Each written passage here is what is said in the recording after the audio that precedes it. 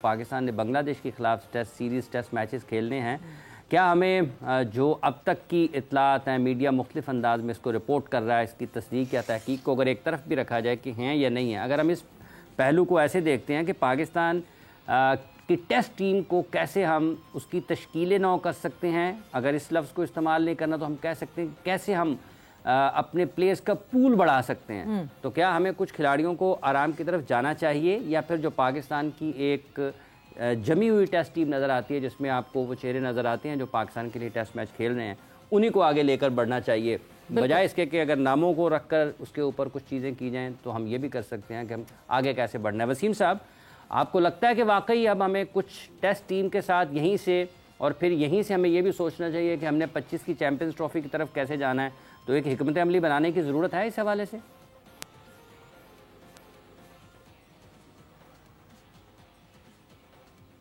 हाँ देखें, डेफिनेटली हिकमत अमली के बगैर तो कोई काम भी नहीं आप कर सकते। तो हम टेस्ट टीम की या टेस्ट चैंपियनशिप की बात करते हैं तो उसके लिए देखिए, अब इसमें भी बात वही आ जाती है कि हमें प्रॉब्लम क्या आ रहा है कि हमारा जो खेलने का एक मेथड है, स्टाइल है, जो ब्रांड हम खेल रहे हैं, वो टेस्ट क्रिकेट में भी आउटडेटेड होता जा रहा है। और ये चीज़ पिछले साल भी हमने देखी थी कि अब हमें थोड़ा सा फास्ट खेलने की ज़रूरत है टेस्ट क्रिकेट को भी। अगर हमने बाकी टीमों के साथ रहना है तो बैटिंग का स्ट्राइक रेट हमें बेहतर करना होगा, बॉलिंग के अंदर हमें विकेट टेकिंग ऑप्शन की तरफ जाना होगा, कोई मिस्ट्री स्पिनर्स लाने होंगे, जो कि जिस जानिब काम हुआ था शुरू। तो आई थिंक इस तरह की जो सीरीज होती है, ऑब्वियसली इसके अंदर आप देखें, पूल ये कहते हैं ना जी, पूल हम बढ़ाना है, या पूल आपके पास हमेशा मौजूद होता है। जिस मुल्क के अंदर फर्स्ट क्लास क्रिकेट हो रही है, आपकी डोमेस्टिक क्रिकेट हो रही है, आपके पास पूल मौजूद है। अब आप उसको निगलेक्ट करें या उसको आप वैल्यू ना दें तो वो एक अलग चीज है। तो आप ओपनर्स ढूंढेंगे, आपको ओपनर्स भी मिलेंगे, मिडिल ऑर्डर बैट्समैन देखेंगे तो आपको वो भी मिलेंगे। इट्स ऑल अबाउट अपॉर्चुनिटीज और कितना आप ट्रस्ट करते हैं। अगर आप प्लेयर के ऊपर ट्रस्ट नहीं करते डोमेस्टिक के, दैट मींस कि आप अपनी डोमेस्टिक के ऊपर आपको ट्रस्ट नहीं है जी कि हमारी डोमेस्टिक फारिग है, जिसकी वजह से जो प्लेयर आ रहा है आप उसको नहीं अगर रख रहे हैं, तो आई थिंक इतनी की रॉकेट साइंस नहीं है इसमें। अगर आपने एक सीरीज, आसान सीरीज बोलें जी कि आसान सीरीज है, इसमें हमने लड़कों को चांसेस देने हैं, तो प्लेयर आपके पास हर तरह के मौजूद है, चाहे पेसर्स हैं, चाहे वो स्पिनर्स हैं, आपके पास मौजूद है, परफॉर्मर्स मौजूद है डोमेस्टिक के। तो हमें इस तरफ जाना होगा, हमें ये मिथ तोड़नी होगी कि कहीं हम हार ना जाएं, या कोई नया लड़का आएगा तो वो हमें हरा ना दे। जो पुराने हैं वो भी कुछ जिता नहीं रहे हमें इतना ज्यादा कि हम केंजी के बगैर टीम बनती नहीं है। तो इसके अंदर रोटेशन पॉलिसी और एक स्ट्रिक्टली पॉलिसी बन जानी चाहिए, सबको ऑन बोर्ड रखें इसके ऊपर। ये भी आप इंट्रो में शायद बात कर रहे थे कि शान मसूद की कोई स्टेटमेंट शायद आई, आई डोंट नो कि वो सही है कि नहीं है, लेकिन अगेन कैप्टन बैठ के इस तरह की स्टेटमेंट दे रहा है जी कि ये चाहिए या वो करना चाहिए, ये फिर हम गलत ट्रेंड सेट करेंगे। ये आपकी सिलेक्शन कमेटी की तरफ से आना चाहिए, पॉलिसी अनाउंस होनी चाहिए जी, इन लाइंस के ऊपर हम चल रहे हैं। बात वही है कि ये एक बड़े अखबार में जो है ये शाया हुई है, ये एक बड़ी अखबार के अंदर ये खबर आई है। अब वही डाउट्स क्रिएटेड रहते हैं कि वेदर जब सोशल मीडिया पे आया है, एक ऑनलाइन उसके फीचर पे ये अगर खबर आई है तो कितनी सही है कितनी नहीं है। बट लाला, शान मसूद के हवाले से सोर्सेज ये कहती हैं कि उन्होंने बाबर, रिजवान और शाहीन को ड्रॉप करने की बात की है और उन्होंने एक इक्विवेलेंट दूसरी टीम बनाने की बात की है। बट जब हम देखते हैं, जनरली देखते हैं, अक्टूबर नवंबर में ये टीम जो है वो इंडिया जाती है और वर्ल्ड कप खेलती है 2023 का, जहां पे बहुत एक शिकस्त ऐसी सामने आती है और तब से टीम खड़ी नहीं हो पाती वापस। एंड देन ये वर्ल्ड T20 2024 की शिकस्त, इन लड़कों को एक मेंटल रेस्ट भी तो चाहिए, ये भी तो एक जरूरी है। तो अगर तो ये बात हम सही मान लेते हैं कि शान मसूद ने ये रिक्वेस्ट की है, सो क्या ये सही है?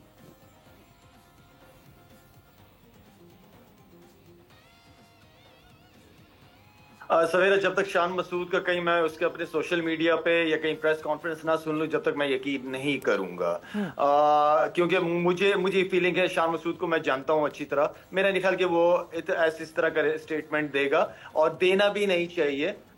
स्टेटमेंट इस तरह के देने वाले नहीं होते। ये आप सिलेक्शन कमेटी के साथ बैठ के काम करते हैं, जिस तरह वसीम कह रहा था, ये सिलेक्शन कमेटी के साथ मिल के आप अपने फ्यूचर प्लान्स बनाते हैं, आगे की सीरीज को उसी तरह आप डिजाइन करते हो। मेरे ख्याल में यहाँ पे अगर हमारी सीरीज हो रही है तो आपको, हाँ, आप लड़कों को रेस्ट दो, बिल्कुल देना चाहिए। आप जो अच्छे परफॉर्मर हैं डोमेस्टिक क्रिकेट के, उनको चांस दें, बिल्कुल दें। लेकिन प्योरिटी पे वही होंगे जो प्लेयर खेलते हुए आए हैं पहले, जिन्होंने परफॉर्म किया। आप नए लड़कों भी चांस दो, लेकिन अगर वो नहीं करता तो इसका मतलब ये नहीं कि उन प्लेयरों को हम साइड पे कर दें, भूल जाएं। तो उनको भी आपने स्क्वाड में रखना होगा। ऑस्ट्रेलिया वगैरह इंग्लैंड में क्या होता है, वसीम और सुहेल तनवीर आपको बहुत अच्छी तरह बताएंगे। ये भी सवेरा होता ही है कि टेस्ट मैच अनाउंस होता है, टेस्ट मैच होता है, आपका 11 लड़के अनाउंस हो जाते हैं, 15 का स्क्वाड होता है, 11 लड़के अनाउंस हो जाते हैं। बाकी जो लड़के हैं उन्हें क्लब के लिए या उनकी डोमेस्टिक क्रिकेट होती है वहां भिजवा दिए जाते हैं। तो 12th मैन और 13वां आदमी जो होता है वो उस शहर का लोकल प्लेयर होता है, क्लब लेवल वाला या जो डोमेस्टिक में अच्छा परफॉर्म किया हुआ होता है। वो 2 लड़के होते हैं जिनका टेस्ट स्क्वाड में नाम नहीं होता। तो उन 2 लड़कों की ग्रूमिंग भी होती है कि इंटरनेशनल क्रिकेट होती क्या है और ड्रेसिंग रूम का माहौल किस सिचुएशन में कैसे होता है। तो आई मीन के हमें अपने सीनियर्स को भी रेस्ट देना है, लेकिन थोड़ा प्लान के साथ अगर चला जाए तो प्लान के साथ जा सकते हैं। हमारी डोमेस्टिक, जिस तरह वसीम कह रहा है, हमारी डोमेस्टिक क्रिकेट को आपको इज्जत देनी पड़ेगी, वरना आप ना कराओ। और हमें अपनी डोमेस्टिक क्रिकेट के स्टैंडर्ड्स भी हाई करेंगे, ये भी बहुत इंपॉर्टेंट है। जिस तरह की फ्लैट पिचों के ऊपर हमारे लड़के हर कोई आके 100 लगाया हुआ होता है, आपको डिफरेंट ट्रैक्स पे खिलाना पड़ेगा। आपको सीमिंग, बाउंसिंग, अच्छा स्पिन वाला ट्रैक, अच्छी बैटिंग वाला ट्रैक, 4-5 मुख्तलिफ कंडीशन वाले पिचेस पे हमारे प्लेयर्स को पूरा सीजन खिलाओ। उसके बाद आओ देखो सबकी परफॉर्मेंसेस की, किसने क्या परफॉर्म किया है, किस कंडीशन, किस पिच पे परफॉर्म किया है। ठीक है सुहेल साहब, इस तरह जैसे अभी शाहिद भाई बता रहे हैं कि आप अपने एक तो डोमेस्टिक क्रिकेट को आपको देखना पड़ेगा वहाँ पर, और दूसरा ये कि फिर आपको डिफरेंट कंडीशंस जो हैं उनको वहाँ पर अपने प्लेयर्स को लेकर जाना पड़ेगा। यानी सारे मुल्क में आप क्रिकेट कराएं, पाकिस्तान में अगर आप डोमेस्टिक क्रिकेट करवा रहे हैं, तो आप इस पहलू को किस तरीके से देखते हैं? और जिस तरह से वसीम साहब ने ये कहा है कि ऐसा नहीं है कि प्लेयर्स नहीं हैं, तो इसका मतलब ये है कि फिर जो प्लेयर्स ढूंढने वाले हैं वो कहीं छुपे बैठे हैं, वो अपना काम ठीक तरीके से नहीं कर पा रहे। क्या कहते हैं आप इस हवाले से?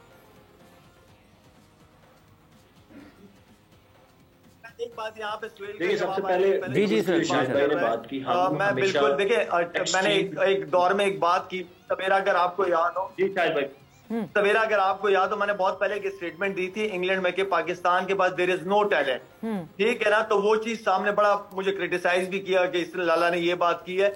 ऐसी बात नहीं है, वसीम वाली बात बिल्कुल ठीक है कि टैलेंट है, मैं भी ये मानता हूँ कि टैलेंट है, लेकिन उसको फिर डेवलपमेंट भी, उनकी ग्रूमिंग भी तो करनी है ना।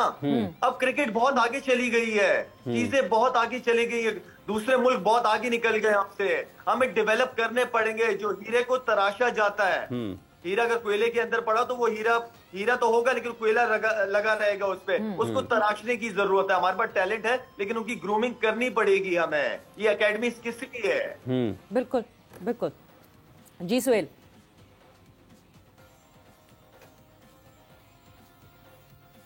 अच्छा, मैं कह रहा था कि जब हम देखें, इवन जब मैं भी फर्स्ट क्लास वगैरह खेलता था, वसीम भाई भी खेलते थे, हम इकट्ठे खेले हैं पिंडी से, तो हम जब बॉलिंग फ्रेंडली पिचेस की तरफ जाते हैं तो हम टोटली उस तरफ चले जाते हैं। घास वाली पिचेस बन जाती हैं, बॉल ऐसे यूज होते हैं जो कि मतलब 80 ओवर तक पुराने नहीं होते। फिर अभी जब चेंज आया तो हमने कहा जी कि ओके, अब हम थोड़े फ्लैट पिचेस की तरफ जाएंगे। तो वो फ्लैट पिचेस ऐसी, जैसे अभी शाहिद भाई ने कहा कि सेंचुरियों पे सेंचुरियां बनना शुरू हो जाती हैं, और बॉल भी आपने कोकोपुरा लगा दी। इस पे आइडियली ये होना चाहिए था, अगर घास वाली पिच पे अगर आप कोकोपुरा लगा देते तो वो फिर भी it would have been make sense.